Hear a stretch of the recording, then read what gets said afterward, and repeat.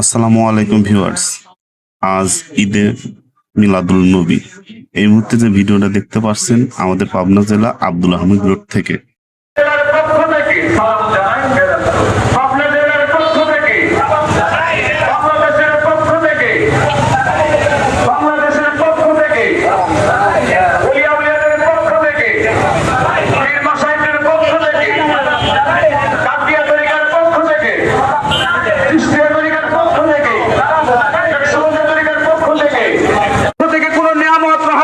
তোমরা পেয়ে থাকো, তোমরা শুকরিয়া আদায় করো। কুল কায়নাতের মধ্যে সর্বশ্রেষ্ঠ নিয়ামত রহমত আমাদের নবী। সেই নবীর আগমনে কুল কায়নাত ধন্য হয়েছে। সেই নবীর আগমনে কুল কায়নাত আল্লাহর রহমতে ভরপুর করেছে। সেই নবীর আগমনে